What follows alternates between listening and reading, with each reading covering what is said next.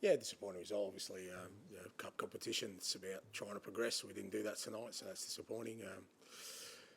We obviously didn't get off to a great start in the game, and it doesn't help when you're playing away from home, especially a place like Villa, to concede so early. It gives them sort of momentum and confidence and gets the crowd sort of going behind them.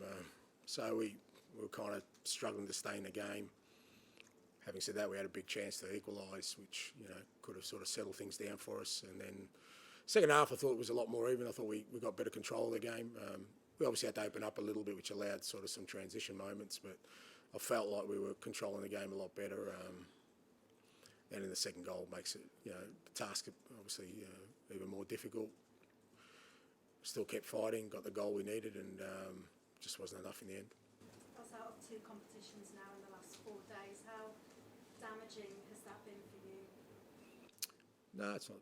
It's not damaging for me. It's obviously disappointing for us in terms of our objectives. But for 2.5 months, this small group of players have given everything in multiple competitions. I think they've been outstanding. And we had, I think, 11 first-team players missing today. Started with 4 teenagers, a 21-year-old goalkeeper coming to one of the best teams in the country away from home. After playing the best team in the country on Thursday night, after playing in a Premier League game last Sunday, after playing a Europa game, the same group of players, no rotation. They've been doing this since the middle of November. I just think they've given everything they can, and I've got so much respect and admiration for the players and the way they've gone about that. We'll get a couple of midweeks off now, which is great for them to recover. We'll get some players back, which is also great for this group, that they'll get some help, and we move on. Do you still believe there's something for the Spurs fans to be hopeful for them this season? Yeah, definitely. We're still in a great position in Europe, and we get an opportunity to obviously improve our league form when we get some players back over the next couple of weeks. So yeah, plenty to be to look forward to. Does it feel, Ange, like there is a kind of reset point coming with the 2 midweeks and the players coming back? And I guess how frustrating is it that these 2 knockout games have come just before that?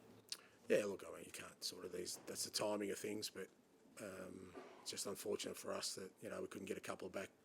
We were hoping to get a couple back for this sort of last week. Didn't happen. We could have risked a couple, but again, I think for what's ahead, we went conservative on that. But it is a bit of a reset. We'll definitely get 3, maybe 4 players back this week, with the possibility of 1 or 2 others in the week or 2 weeks after that. So, and more importantly, this group that has been going gets a rest. They can go a whole week now without having to get up for another game and recover. Or we got back from Liverpool 2 a.m. on Thursday, Friday early hours of the morning. So they get some rest that they desperately need, and physically and mentally. I know you don't think in these terms usually, but do you kind of feel like you and the squad really deserves to be judged when you've got a full squad? I don't know. Look, whether they would do or not. Look, I was saying in there. If you take 9 or 10, a back 4 of Vicario, Dragusin, Romero, Van der Ven, Udogie, Maddison, Johnson, Solanke, Odegaard, Werner. Take them out of anything. How did Liverpool go today? And they just did that for 1 game. They do that for 2.5 months. Any team, do that for 2.5 months in multiple competitions. I don't care about me. People will judge me and whatever, but you can't judge this group of players on what's happened the last 2. They've given everything. The performance, like I said, 2 18-year-olds, a 17-year-old, a 19-year-old, a 21-year-old goalkeeper starting against one of the best teams in the country at home. They've had a week off. They didn't play Thursday night against Liverpool. We did. Same group of players, not a change. You can't measure this group of players on that and their performance and where they're at. It's too easy for people to be critical of them. I just have huge admiration and respect for them. We kind of knew this game was going to be almost the finishing line, because we knew what was coming ahead in terms of midweeks off and getting some players back. But they tried their hardest, and that's all you can ask. And you know people will still judge you? Yeah. Do you feel people still get the time to show it? Look, again, I'm not talking about me. People can judge me. They can say I've done a bad job. That's fine. up to it or whatever. What I'm saying is you can't be critical of players and players' performance during this time, because if you do, then do that with everyone else. Yeah, like I said, be as critical of other clubs when they've got 9 or 10, 11 players out, and none of them have, and have to play every week, not just for one game. So I'm not just saying we had to do it today. We've been doing this since the middle of November, and you can't judge performance of these players or critique them on what they've done. All they've done is given all they can, and that's all you can ask for. That's not of interest to me. My responsibility at this football club is this group of players and this team to get them to play in the manner I want them to that will bring us success. Now, whether people think I can do that or not, that's for others to judge. But there's got to be a better appreciation for what a very small group of players have been doing for the last 2.5 months. It can't be that people think that that's an excuse. That's just not anywhere near close to objective analysis. That's just agenda-driven stuff. If it's to get rid of me, then that's fine. You know, good on you. Go for it a million times. But in terms of this group of players, like I said, what they've given over the last 2.5 months has been outstanding. It's a credit to them. I can't speak highly enough of them. What are you going to do with your sort of time off? Because you've got a rare bit of time off. What are you going to do, and what are the players going to do, and what do you want the team to look like after this sort of period? Well, what am I going to do? I'm just going to keep working like I have. But, the ones who obviously, got to give them some time off. We've got the early part of the week, we'll give them some time off. The boys who are coming back, we get an opportunity to give them a whole week of training, which is great. So, come Tuesday, like I said, we should have 3 or 4 who've been missing. We give them a full week of training instead of just 1 or 2 sessions and throwing them in.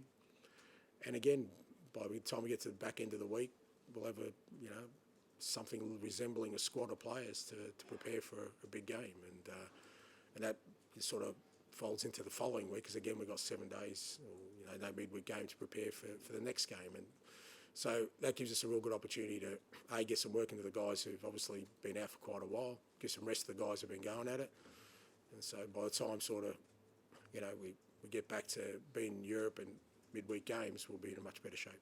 Ange, with the injuries, is it not worry for you this week that the team doesn't seem like a kind of Postecoglou team? The way the team's playing? Look, I don't know how else to explain it, right? So I really don't know how else to explain it other than if you can't see that this team is just trying its hardest to play under the most extreme 2.5 months of asking 18-year-olds and 17-year-olds and senior players with no rest to play Thursday, Sunday, Thursday, Sunday, Thursday, Sunday, Thursday, Sunday. I'll keep going for 2.5 months. And if you think that is not at all a factor of how this team is performing right now, then there's nothing else I can say. There's nothing else I can explain to that. No, because they're tired, mate. They can't. Do you think they can press like they...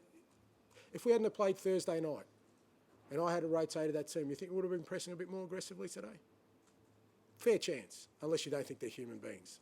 Unless you're sort of superhuman, you think, no, after playing Liverpool Thursday night, they should be flying today. It doesn't happen.